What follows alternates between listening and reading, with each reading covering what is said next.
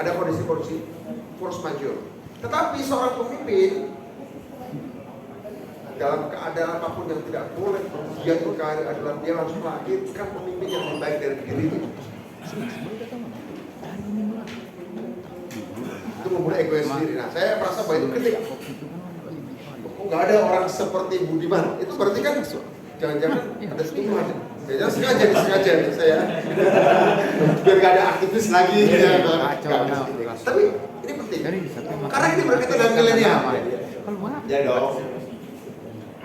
Maksud saya begini, kadang-kadang saya kalau ketemu aktivis mahasiswa, aktivis pemuda, saya bilang gini, kegagalan terbesarmu adalah kalau kamu ingin meniru generasi kami.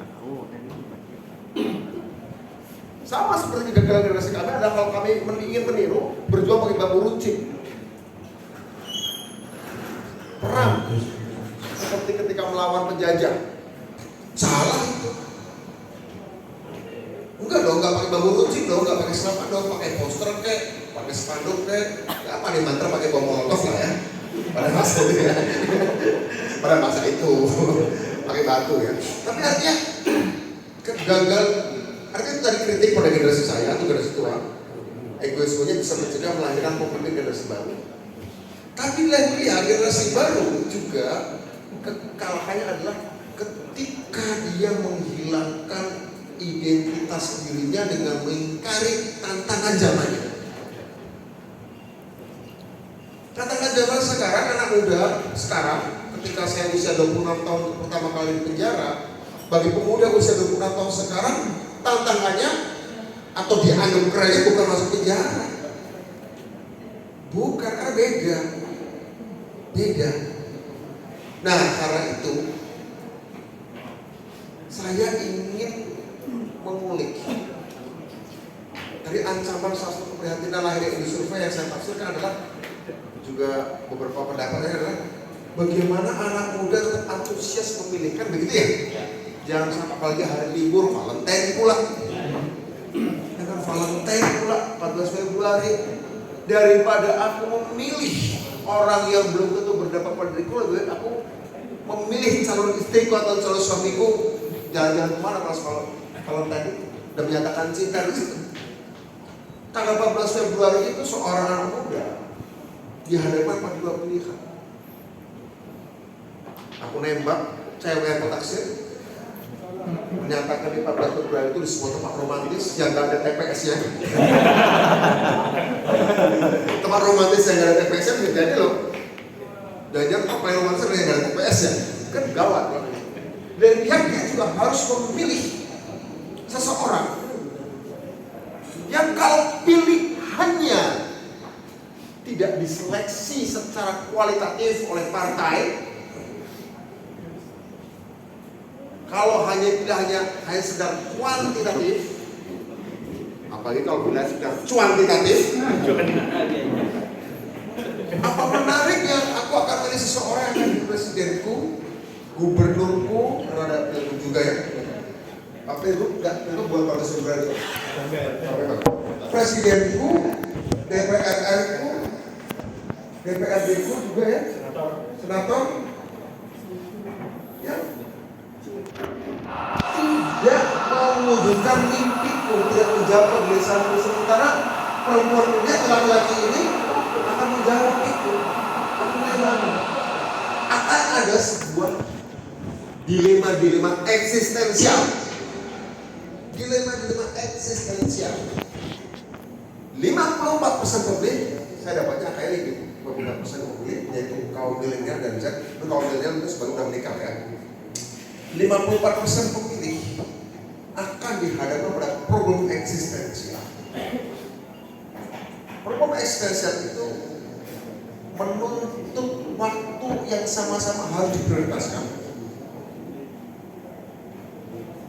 Bagaimana caranya sebuah peristiwa politik bersaing dengan peristiwa romantis, personal, emosional?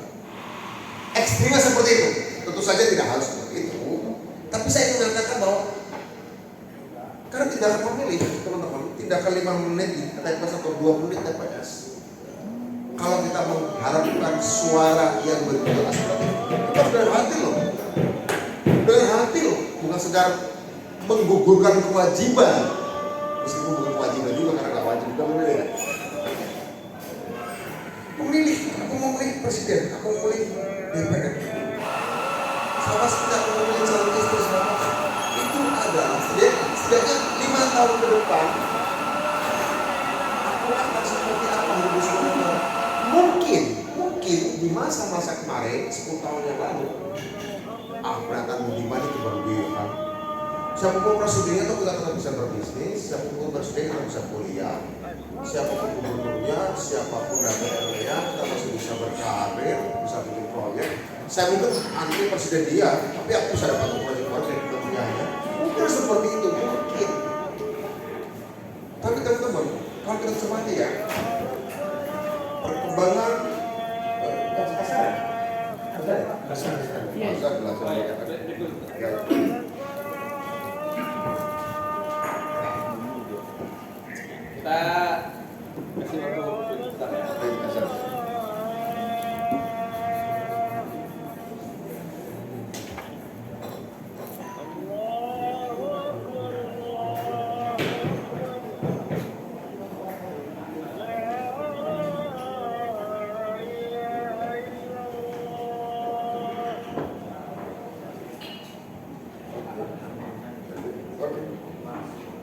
Selanjutnya, nah, saya ajak berbicara seperti ini, kenapa?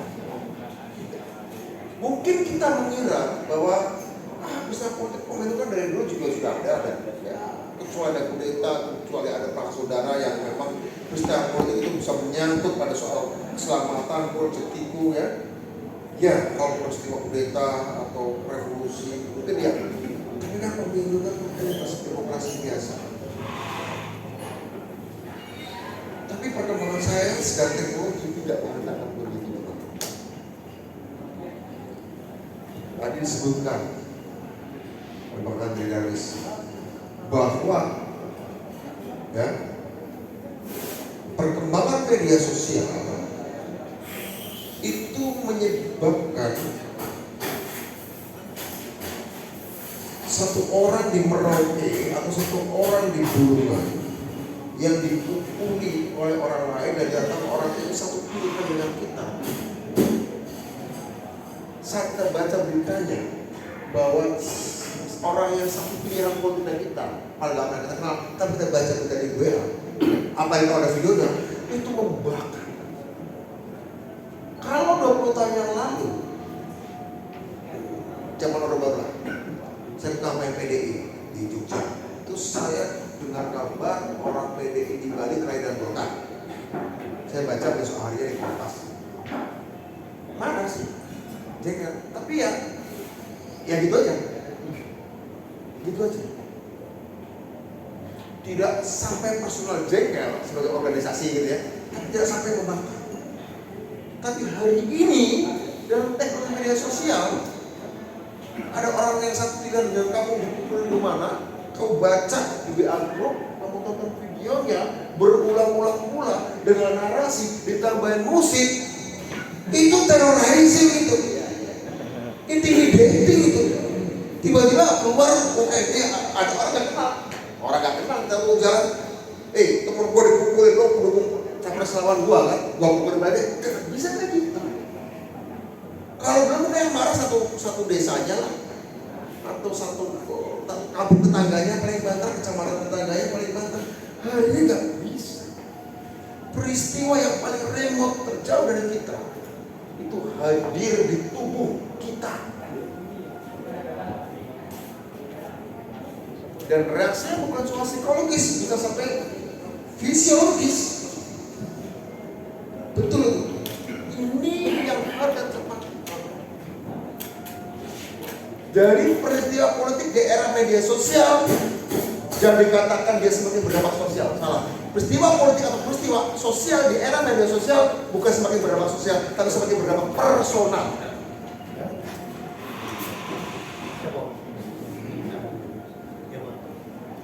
Media, jadi sebenarnya namanya yang benar bukan media sosial sebenarnya.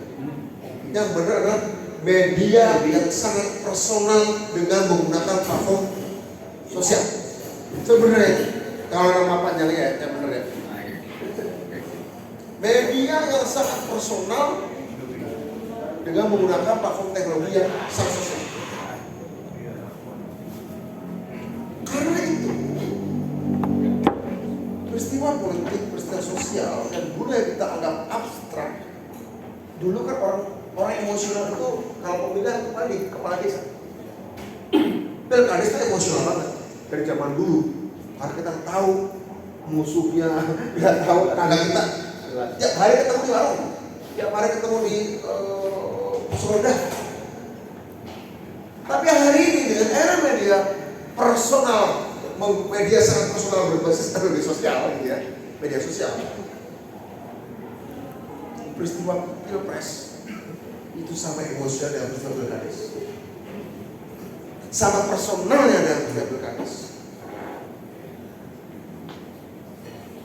Karena sekali lagi, platformnya, keriuhannya, diskusinya, agitasinya, kampanyenya tidak di alun-alun kota yang terjadwal, tidak di alun-alun kecamatanku yang terjadwal. Kampanyenya pagi sampai sore, kemudian giliran kampanye kecamatanku partai ini, kecamatanku nanti minggu depan partai ini, calon presiden ini terjadwal. Dan kalau data, kalau nggak boleh kalian kalau saya lewatin alun-alun itu, sana aja, bukan nggak boleh. Tapi hari ini kan tidak bisa komunikasi. Kamu, artinya itu adalah aspek kamu membaca gadget, kamu baca teknologi itu untuk membaca, dan kamu trigger begitu, anytime.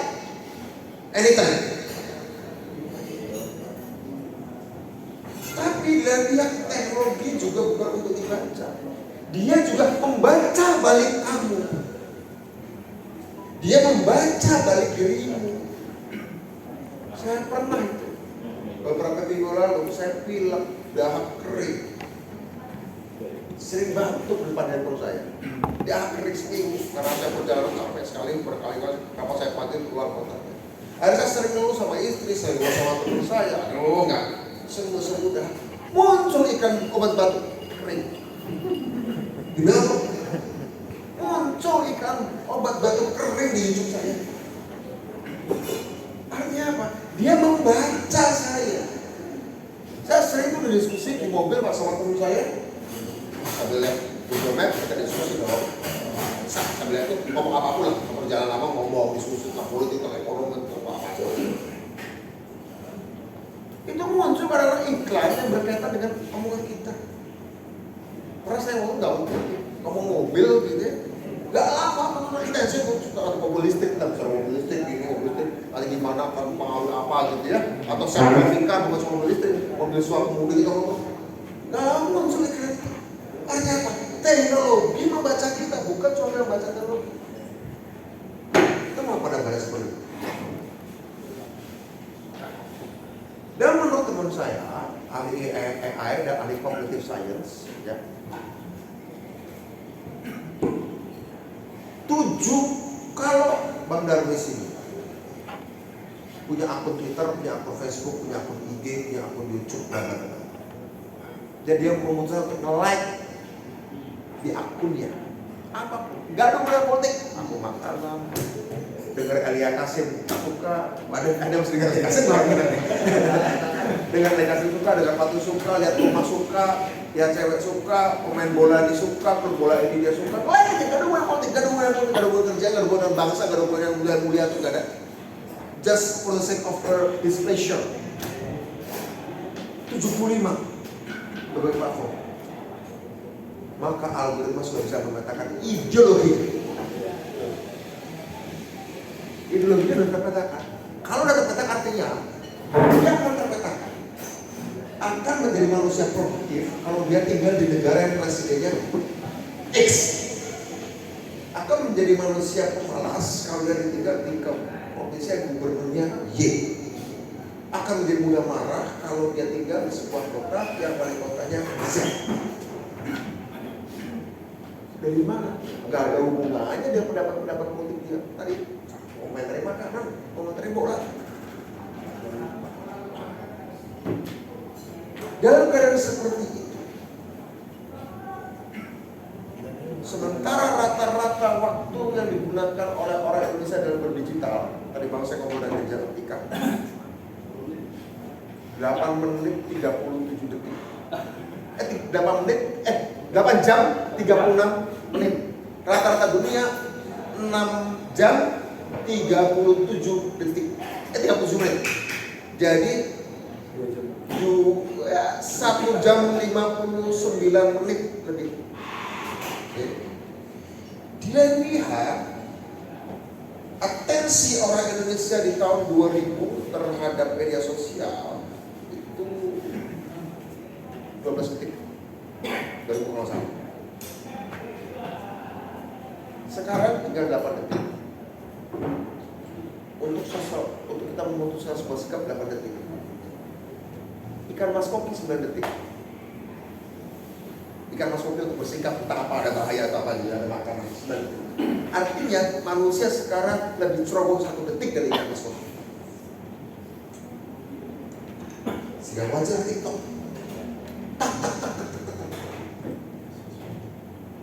Ini gini, kalau IG masih mending, dia bicara soal story, Insta story.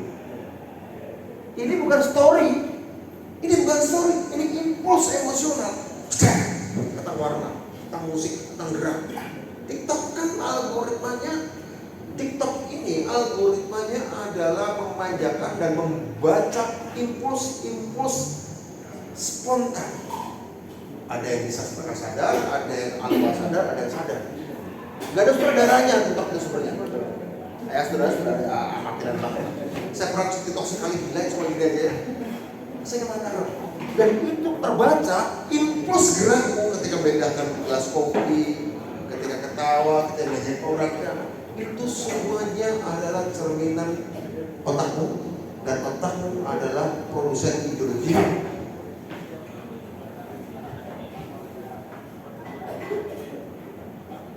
Tapi ini ada sunatullah, ini tak terhindarkan. Ini konsekuensi dari manusia berpikir. Kan tujuan manusia berpikir, tujuan tertinggi manusia berpikir bukan untuk menyelesaikan masalah dunia. Kalau ada orang berpikir untuk menyelesaikan masalah dunia itu pikiran tukang. Manusia kan mau di-elevate, dinaikkan menjadi manusia penikmat. Ya orang penikmat itu berat. Pertanyaannya adalah, dalam keadaan seperti ini, siapa pemimpin politik yang mau menawarkan hidup, menawarkan sistem ekonomi, ketika kerja fisik, kerja rutin, dan kerja berbahaya akan hilang mulai tahun 2025, 2 tahun lagi, 3 tahun lagi. 85 juta pekerjaan di dunia akan hilang, yaitu kerja fisik, kerja rutin, kerja berbahaya, diganti oleh 93 juta pekerjaan baru, yaitu yang kerja-kerja butuh imajinasi, inovasi, dan kreativitas. Jadi kalau hari ini milenial apalagi Gen itu gak penting ditawarin lapangan kerja. Mungkin kita anggap tawaran lapangan pekerjaan itu adalah janji kampanye yang paling merakyat ya. No, Gen tidak butuh lapangan pekerjaan. Aku butuh pengakuan bahwa aku bisa mencipta nilaiku sendiri. Kalau milenial masih menjadi konten kreator, milenial. Teknologi bukan konten kreator, value kreator. Value itu dinyatakan sebagai budaya, mungkin bisa dikonversi jadi what? Makanya saya tahun 2019, 18 Agustus, saya ajak 35 orang anak Indonesia, lulusan luar negeri untuk Pak Jokowi, kita usulkan Pak Jokowi. Ide kreatif harus bisa dijadikan agunan bank. Alhamdulillah berapa bulan lalu diloloskan. Kita usulkan tanggal 15 Agustus 2011, saya ajak 35 orang Indonesia dari Inovator 4.0, ada lulusan Cambridge, ada lulusan MIT. Kita ngobrol, Pak, kita usulkan agar ide kreatif bisa jadi agunan bank. Alhamdulillah dipenuhi baru beberapa bulan lalu. Karena Z kasarnya tak butuh lapangan pekerjaan, dia butuh ekosistem Indonesia ini memberikan ruang yang sejuk dan tanah air Indonesia menjadi tempat yang subur bagi the explosive of breakthrough ideas. Ledakan-ledakan ide terobosan. Itu anak milenial, anak Z terutama. Aku bukan bangun Z, aku butuh Indonesia menjadi tempat yang nyaman bagi berpikir terobosan. Tugas generasi tua yang senior adalah mengawal kata-kata terumum. Sederhana. Tugas generasi senior mengajarkan sejarah. Dah, gak ada lagi. Jangan coba-coba ngajarin yang namanya wisdom saja. Nasihat-nasihat normatif ya. Tapi yang akan dihargai oleh generasi Z kepada generasi tuanya adalah ketika generasi tuanya bisa menceritakan history. Karena generasi Z hanya bisa creating story. Kalau generasi tua creating story, story itu gak asik. Pikiran kita bisa jadi jutawan dalam hitungan minggu, bisa jadi miliar dalam hitungan minggu. Juta dari tukang parkir di sini, kemudian di sini, berarti sekarang jadi biasa aja. Itu bukan kehebatan, itu bukan generasi kalian kan. Jangan bikin pesona ambil. Kalau generasi senior, generasi X kita umur hanya cerita seperti jangan ada tuntutan generasi yang itu akan didengar oleh generasi milenial dan Z. Kalau dia bisa menceritakan sejarah, history, karena itu nggak dimiliki oleh generasi dan Z. History itu apa? Karena nggak boleh pendidikan loh. Seluruh pendidikan yang berkaitan dengan ilmu sosial itu harus masuk dalam fakultas sejarah. Ilmu ekonomi, jurusan sejarah. Ilmu politik, jurusan sejarah. Semua sejarah. Karena seluruh nilai yang kita anggap ekonomi, kita anggap politik, psikologi itu adalah part of history dari masyarakat pra-digital, pra-revolusi industri keempat. Setelah revolusi industri keempat, orang butuh yang lain, totally lain. Jadi, bisakah Indonesia di 2024 menjemput itu? Saya sering katakan, kalau sudah selesai katakan, mengajari anak muda untuk menjadi generasi yang adaptif itu adalah sesatunya. Menjadi generasi adaptif artinya nyuruh anak muda kita menyesuaikan diri dengan agenda yang dibuat oleh orang lain hari ini. Begitu juga menyuruh generasi muda untuk menjadi generasi responsif, pikir. Artinya apa? Menyuruh generasi muda Indonesia untuk menyesuaikan diri dengan agenda yang akan dibuat oleh orang lain. Adaptif dan responsif kan sebenarnya pasif. Kita harus menjadi generasi Z menjadi scenario builder, menjadi ecosystem builders. Apa acuannya? Acuannya imajinasi. Gak ada acuan-acuan lain. Imajinasi itulah. Emangnya Bung Karno, Bung Hatta pakai pakaian apa sih bikin Republik Indonesia? Gak ada. Di Nusantara hanya ada kerajaan Pagaruyung, hanya ada kerajaan Kutai, kerajaan Demak. Tapi kenapa mereka bikin Republik Indonesia? Itu kan imajinasi. Kenapa imajinasi jadi kenyataan? Karena ada 3 faktor yang menyebabkan imajinasi paling liar mudah jadi kenyataan. Itu apa?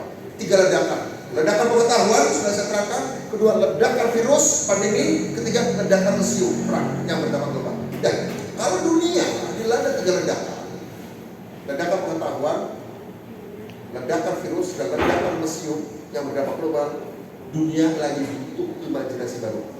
Dan kalau butuh, tapi dunia sedang siap untuk dibuahi imajinasi baru. Kalimatnya dunia itu adalah perempuan. Dunia seperti adalah dunia siap untuk dibuahi imajinasi baru. Lagi sumur.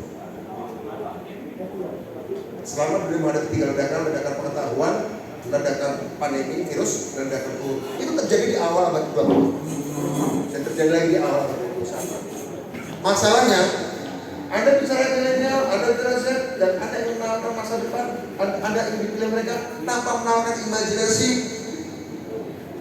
Ini lebih baik mereka berimajinasi dengan calon istri dan suaminya di tanggal 14 Februari. Saya kira itu. Ya, terima kasih. Terima kasih luar biasa.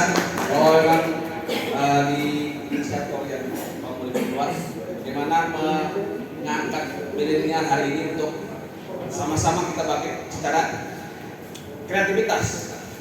Nah, ada yang saya tangkap sedikit Pak, terkait dengan pemanfaatan media dan lain pada generasi Z tadi. Lalu gimana dia tantangannya terkait dengan demokrasi hari ini? Ya.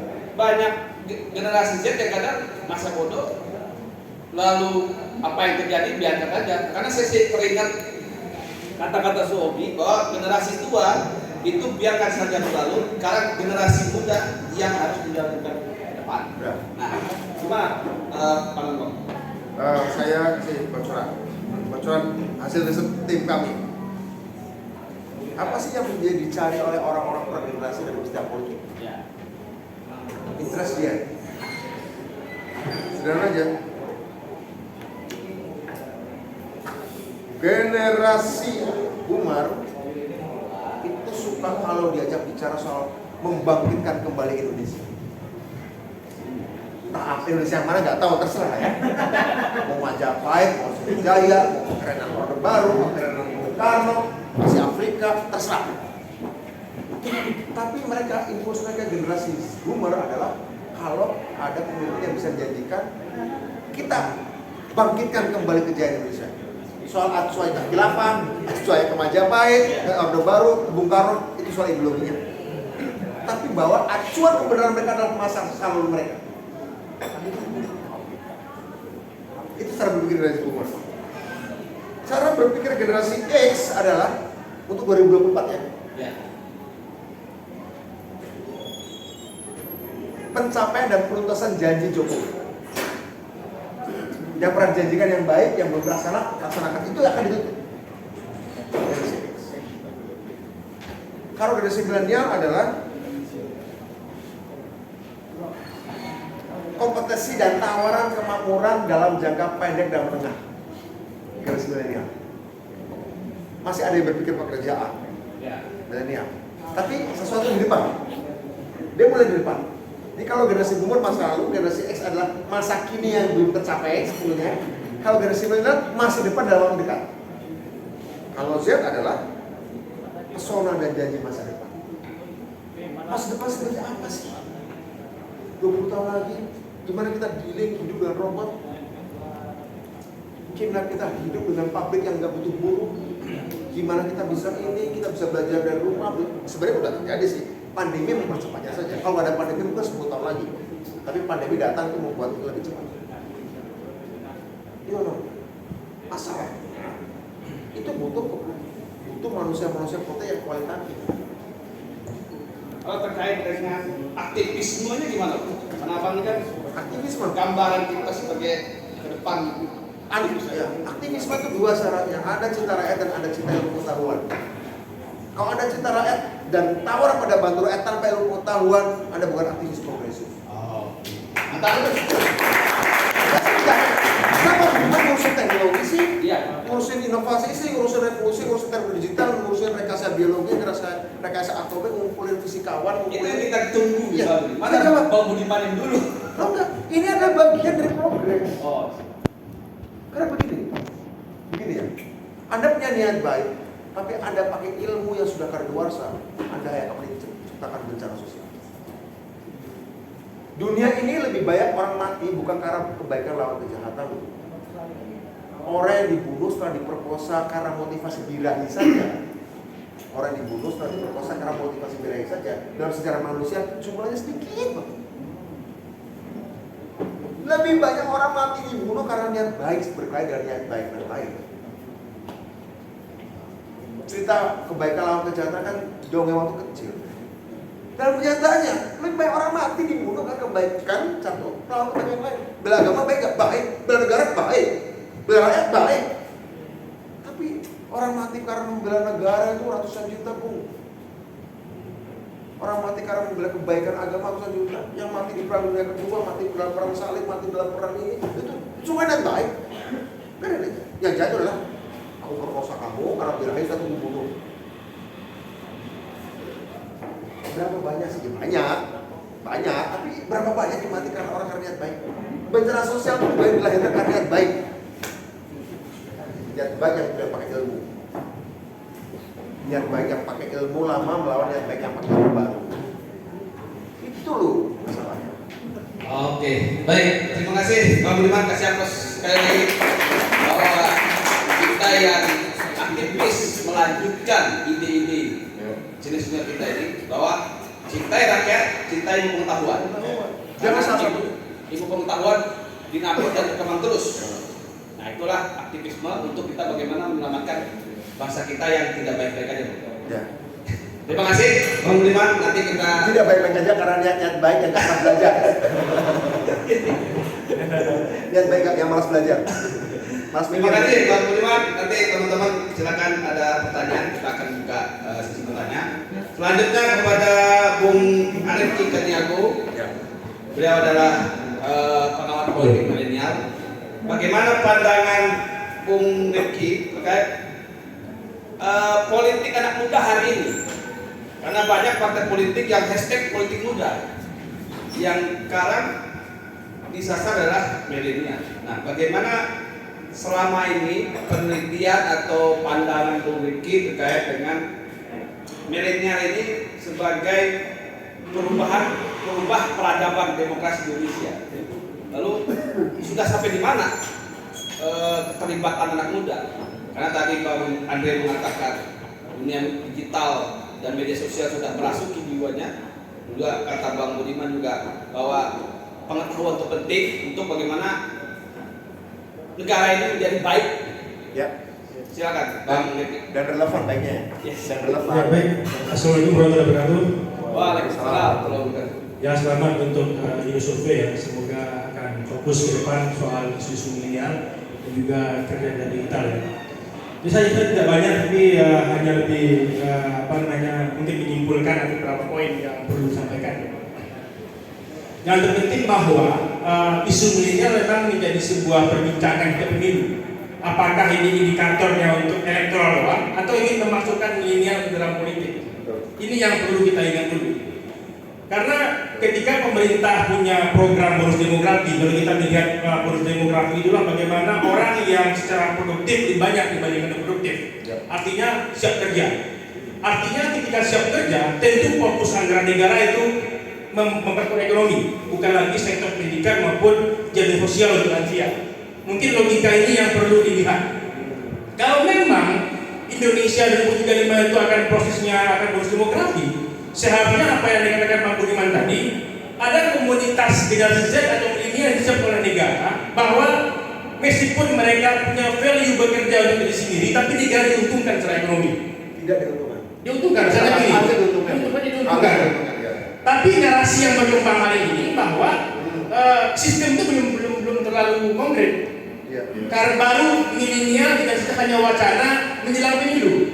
Ya, ini yang menurut saya masih lemah narasi yang dikembangkan untuk baik oleh partai politik maupun oleh orang yang bertarung di level pilkada juga. Ini poin yang selanjutnya. Yang selanjutnya saya melihat bahwa bagaimana posisi perkembangan digital hari ini, bahwa memang digital itu mengarahkan kita ke arah personal. Karena memang kejadian Bang Budiman tadi bahwa sosial itu hanya media saja, tapi memang strategi untuk masuk di personal. Makanya ini yang digunakan Obama tahun 2008 untuk memainkan narasi sehingga dia bisa bahkan merebut suara publik. Apakah di 2004 nanti juga ada kelompok-kelompok yang melemahkan kelembagaan partai politik untuk merebut suara publik? Bahkan 2014 kan muncul lawan politik kan memang bentuk bagaimana perkembangan dunia digital yang di dalamnya itu ada milenial. Apakah milenial itu di engineering atau milenial sadar untuk bergabung dalam relawan? Ini yang kita lihat dalam skema bagaimana 2024 nanti. Ya. Karena muncul narasi kali ini beberapa narasi KIB koalisi lebih awal. Apakah secara kelembagaan partai politik itu mampu menggerus suara milenial sehingga suara publik lebih lemah dibandingkan suara partai politik? Sehingga partai politik memiliki pengaruh untuk memainkan narasi sehingga publik lemah di sini. Ini yang menurut saya skema-skema ke depan yang perlu dilihat dalam kontestasi 2024. Yang poin menarik yang perlu dilihat dalam skema milenial adalah bahwa bagaimana mengkolaborasikan pendidikan offline dan online. Bahwa kita nggak bisa memungkiri bahwa soal histori pengalaman ini bagian penting dalam berbangsa. Tapi adaptasi adalah hal yang penting juga bagaimana kita melihat masa depan. Ini yang menurut saya perlu juga dipikirkan apakah 2024 nanti bagaimana para politisi ini juga memikirkan ini. Karena soal lapangan kerja, soal ruang digital, ini kan skemanya sudah berbeda nih. Karena kita juga memiliki perkembangan startup nih, cara bekerja ini. Tapi undang-undang yang mungkin mengatur ini belum terlalu kuat. Karena memang di DPR belum banyak anak muda. Oke, banyak anak muda, tapi nggak banyak anak muda yang saja dulu. Ini yang memang skema politik yang memang merugikan bagi kelompok-kelompok muda yang memang memperjuangkan gagasan-gagasan politik apakah isu-isu dinasti mereka. Dan selanjutnya adalah bagaimana ke depan soal karena kita juga harus, ini kritiknya Bang gimana? Seberapa besar sih peran milenial dalam kontestasi 2016 kemarin, 2014? Apakah milenial itu hanya gimmick bagi sebagian, ini hanya dua-dua, baik itu di kontestan Prabowo maupun Pak Jokowi. Ini menjadi isu juga bagi para anggota DPR yang maju. Tapi bagaimana mereka ini belum menjadi narasi yang memang menguntungkan bahwa mereka masuk ke dalam politik dan mereka menarik itu memperjuangkan generasi mereka. Ini poin ini yang belum terlihat. Dan saya yakin 2023 nanti orang sudah mulai mengklaim bahwa mereka itu adalah pro yang Z. Mereka memainkan TikTok dan ininya. Apakah memang peduli dengan generasi Z atau hanya sebuah segmen ini saja? Hanya konsumen aja ya. Iya, ini yang poin penting yang perlu dilihat dalam narasi-narasi yang akan dikembangkan ke depan. Saya tidak banyak, saya memberikan kesempatan kepada teman-teman nanti yang akan kepada Bang Andre juga Bang Budiman. Cukup sekian. Terima kasih kepada kalian. Ya, terima kasih Bang Rifki. Terkritik saya tekan tentang milenial hanya gimmick pada partai politik saja. Hampir semua partai politik sekarang menggunakan TikTok juga. Mohon maaf, beberapa partai padahal isinya generasi tua, generasi kolonial. Ada kan generasi kolonial, generasi milenial. Memanfaatkan dunia digital. Nah, bagaimana partai politik menjaring generasi milenial ini? Lalu apa yang harus dilakukan oleh generasi milenial ke depan ini untuk bisa berpartisipasi aktif dalam 2024 nanti? Gimana pandangan Bang Rifki? Baik, sebelum saya menjawab poin itu, hal yang menarik adalah bahwa beberapa partai politik yang mengklaim bahwa mereka paling banyak menghasilkan di 2019 itu kita jujur ya, umumnya itu adalah milenial yang lahir dalam golongan imigran, bukan milenial yang memang membaca percakapan publik. Artinya, apakah di 2024 nanti akan muncul milenial yang memang sebagai content creator, memiliki follower banyak, itu bisa muncul sebagai politisi. Ini yang perlu kita lihat ya. Sehingga mereka juga karena mereka bagian dari konten kreator, itu mereka akan mendorong bagaimana soal kebijakan, narasi yang menguntungkan kelas dan juga kelompok mereka. Tapi kalau milenial masih lahir dalam konteks oligarki maupun dinasti politik yang ada, artinya meskipun wajah publiknya itu masih milenial, tapi sentuhan kemanusiaannya masih berjauhan dengan milenial. Ini yang saya lihat. Artinya ke depan mungkin peran-peran yang bisa diambil oleh milenial adalah bagaimana narasi-narasi itu mereka percakapan cepat di media sosial, sehingga mereka mampu mendorong orang terbaik yang memang punya gagasan yang menarik yang dia bawa ke politik. Karena ketika itu dia bisa dipikirkan lebih awal, tentu kepentingan publik yang memang milenial secara suara maupun secara pemikiran besar, tapi mereka harus mendorong kita kepentingannya kepada orang-orang yang tepat. Ini yang menurut saya masih lemah dalam narasi yang memang akan dikembangkan oleh baik itu partai politik maupun politisi, karena masih menjadikan milenial sebagai objek bukan sebagai subjek. Poin ini yang perlu kita gerakan ke depannya. Baik, terima kasih Pak Rifki. Dikasih apa dulu untuk Bung Rifki. Terima kasih bahwa memang milenial hanya jadikan objek saja. Di istana punya staf milenial. Hari ini istananya ngapain? Apa yang dilakukan kait dengan milenial? Alhamdulillah, influencer kan milenial itu untuk dijadikan juru bicara G20 kemarin dan juru bicara juga yang lain. Nah, namun jangan sampai ada gap antara kelompok tua untuk bagaimana menjaring milenial itu supaya bisa masuk ke dalam kelompoknya mereka. Nah, jangan sampai ada begitu. Baik, terima kasih pada Bapak sekalian. Kasih aplaus sekali lagi untuk pemaparan yang luar biasa karena waktu juga yang memisahkan kita dan memang diskusi ini makin sore makin hangat dan terkait juga dengan beberapa hal, maka kami buka sesi pertanyaan. Dipersilakan kepada kawan-kawan yang akan bertanya, sebutkan nama dan dari unsur mana pertanyaannya. Kami persilakan. Ada pertanyaan? Ya, silakan. Mana mic? Ini.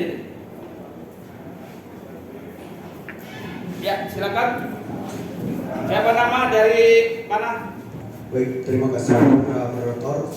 Sebelumnya semoga berhasil ke depannya Indo Survei yang juga memadai kami dan pemateri salam kenal. Dari nama saya Tommy Aderlin dari mahasiswa. Yang ditanyakan adalah bagaimana pemateri bisa memberi penjelasan. Contohnya kan ZY. Jadi misalnya generasi tua itu memintakan karakter yang paling baik di generasi milenial. Standarnya itu apakah fair dipetakan oleh generasi tua? Kalau menurut saya yang fair itu generasi muda juga yang memetakan bahwa mana yang baik itu gitu. Apa pengalaman Pak yang baik atau pengalaman yang baik? Misalnya begini Pak, kita kan generasi milenial misalnya. Jadi kalau dipetakan standar yang terbaik dari milenial itu apakah fair dari generasi sebelumnya? Ya paham. Terima kasih Pak. Ya, terima kasih Bu Tommy. Mungkin dikumpulin dulu ya, biar sekalian. Ya, silakan. Ada lagi? Ya, silakan. Ini dulu di depan. Ya, Siap. Bismillahirrahmanirrahim. Assalamualaikum warahmatullahi wabarakatuh. Assalamualaikum warahmatullahi wabarakatuh. Nama saya Hadi dari masyarakat ya. Jadi pertanyaan saya menarik. Bagaimana salah satunya ini kan judul kita adalah babak baru demokrasi Indonesia anak muda. Agak dikecil Pak. Keras. Ya, Cek. agak dekat. Anak muda dan pemilu. Salah satunya yang mewakili anak muda di situ adalah mahasiswa. Gitu ya, mahasiswa. Bagaimana pandangan pemateri ketika persiapan calon presiden tersebut untuk debat presiden gitu ya, masuk ke level akademis untuk melihat kualitas di level di capres-capres tersebut ini. Pasti ada politik, tapi bagaimana pandangan pemateri terkait dengan hal tersebut? Karena diskus itu mahasiswa itu sangat luar biasa attention gitu ya. Itu yang pertama. Lalu yang kedua, ini sekedar joke aja gitu ya, sekedar apa sih namanya, lelucon saja.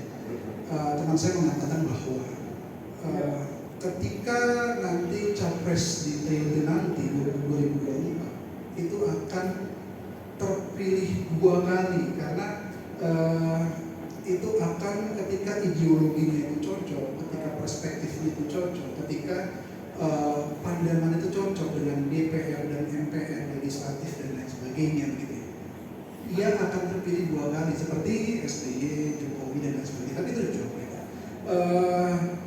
Pasti akan ada tim pendukung program di sana untuk memilih